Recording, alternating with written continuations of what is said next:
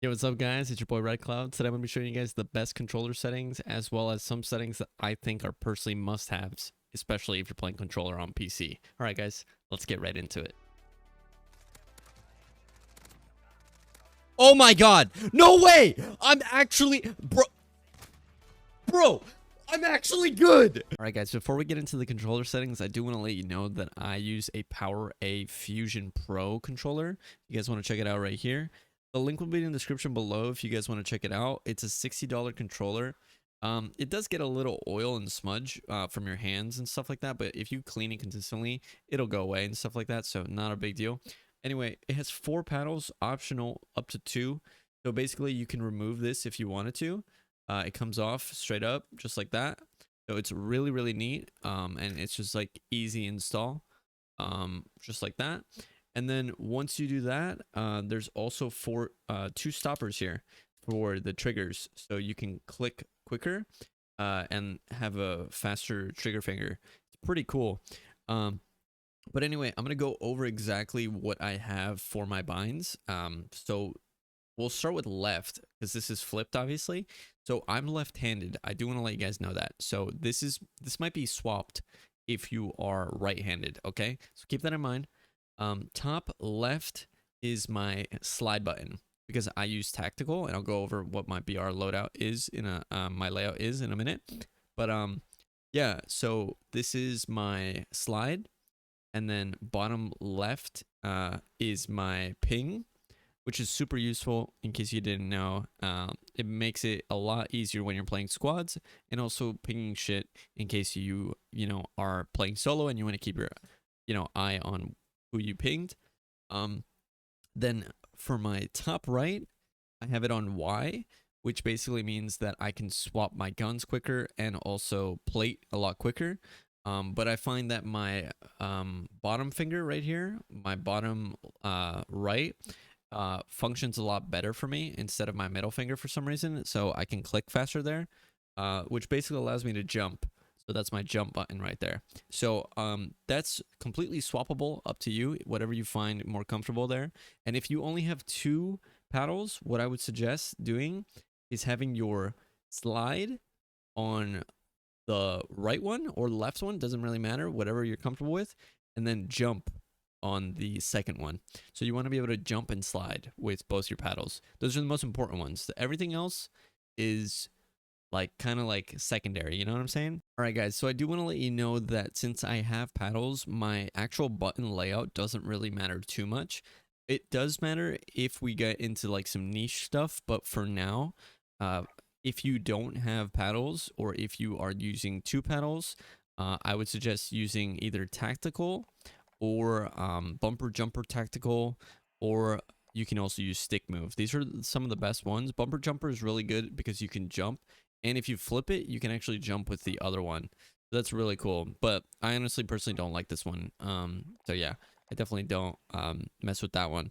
But yeah, in my opinion, those are the best ones. Tactical, bumper jumper, stick and move, bumper jumper tactical, and or default if you can, play claw or whatever. All right, so stick layout preset. This is on default, inverted vertical look. This is on disabled. Deadzone, I keep this on 0.06 because it allows me to cushion my controller analog stick a little bit more. Basically means that like if your deadzone is too low and you're new to controller, basically when you are aiming, like when you're moving your controller, like you can see on screen here, you might flick a little too hard and you might go out of that aim assist area, and yeah, you might just go a little bit too over. So my deadzone on 0.06 helps me out a lot, just by picking up that slack when I'm over aiming, so, or over trying to flick. Anyway, horizontal stick sense and vertical stick sense, I keep this on 5.5. I have seen some people using, higher sense on vertical or horizontal. It's either or here. It's up to you. I find that having low sense is really, really nice, especially with tracking. And you can still get some really good ADS flicks when you have like a higher sense here. I've seen some like console players, they use like much lower ADS senses, and I think that's because you can't see as many frames as like PC players can. So I find that like most PC players that use controller use a higher ADS sense, but that's just from what I've seen. I could be completely wrong about that. So I definitely think starting out low is the best way to go when you're talking about like overall sensitivity. I think that you should go low to high as you can with you being accurate. Okay, so that's super important. So I'm gonna eventually end up bumping this to 6.6 and trying that out, but for 5.5 right now on 0.98, it feels fantastic. And as far as like your ADS sensitivity multiplier goes on low zoom, this is anything lower than 3.25, by the way. This feels the best for me. But if you find that it's too slow, be sure to bump it up. And if it's too high, just bump it down. Trust me, it doesn't hurt to find your right settings. I don't necessarily snipe, but for 0.08, it felt pretty good. And then for aim response curve type, most pro players that I've seen are using dynamic. It feels fantastic. It feels very fine. The way you can control your aim with it, it feels super smooth. And I would seriously suggest using this. It's not harsh. It's not like super snappy, but for like the way people are playing Warzone with tracking and like the way ADS and aim assist works, dynamics really favors those with like really good fine control and good spray and stuff like that. So dynamic is super strong. Aim assist, most pro players I have seen are using standard. A lot of pro players are using it. I personally have been using it, and dude, trust me, some of the clips you guys are gonna see, dude, actually ridiculous. I mean, this is day 3 for me on controller, and I'm literally like top fragging, beaming kids, and just doing things that like are very surprising. So trust me, guys. Enemy UAV overhead. They're lighting me up. Down that guy.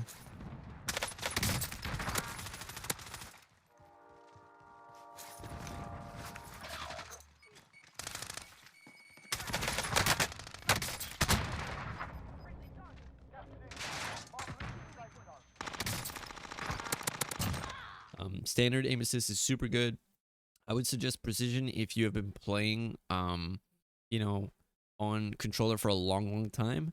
And I would completely avoid using focusing. Focusing is like not very good, especially even if you're a new player. What it says, like it's supposed to help best for players with new analog aiming. That's terrible, dude. Like seriously, standard, it's where it's at. Scale aim assist with FOV. I have this on enabled. I have not tested it without, but I think that FOV correlating with aim assist is very good. Basically meaning that your aim assist will be more accurate if you are more accurate. So I would suggest using this, especially with my next video that I'm going to put out on how to actually warm up and how to actually become a better Warzone player on controller. This is gonna deal hand in hand with this one. So keep this on enabled. Weapon mount activation, double tap. This is all up to you how you feel about it. I think ADS having it just on left click is a little too iffy for me. Sometimes I find myself mounting when I'm in the middle of a fight. Definitely not good if I'm not trying to mount. So double tap ADS. I keep it on that. Weapon mount, movement, exit. Basically really good if you're mounted and you just want to get out of mounting. Lets you just move so you can just get out of mounting. Aim down sight behavior, you want this on hold. The reason why you want this on hold is so you can let go of that trigger when you want to let go and hip fire spray, or just in general, not be aimed in. Equipment behavior, you can use this on hold or toggle. This is up to you, but I personally use hold. Contextual tap, obviously here, this is the best one for sure. Basically, it allows you to tap to reload or to use. So super smart. It will prioritize like what to use if possible. So if you see one gun on the ground and you just tap it once, it's yours. Or if you need to pick something up, it's right there. Or if you need to reload, it's right there. So it'll prioritize what you should be doing. So very important. Depleted ammo switch. This can be good if you are running out of ammo or if you don't realize it and you have a gun with fully loaded ammo, or if you want to use the gun that you have and you're about to pick up ammo. This one's pretty good as well. So enabled. or disabled. That's up to you. Armor plate behavior, you want this on apply all. A lot of pros have been using this as well. Basically, it allows you to move and slide cancel while you are applying a full stack of plates. Super mandatory, basically. Like, it basically allows you to slide cancel while fully plating. Really good. Pretty sure this is even sometimes better than PC, low key. Slide behavior, you want this on tap. It allows you to tap your slide cancel button. Really useful for mobility, and just in general, just really useful. I definitely don't see anybody using that on hold. Auto move forward, I don't see anybody using this on enabled. That's definitely not what you want to do. Automatic sprint forward, automatic sprint, you want this on automatic tactical. Super useful, especially when you are moving. It just like provides like the most amount of speed when you need it, and it's just super nice.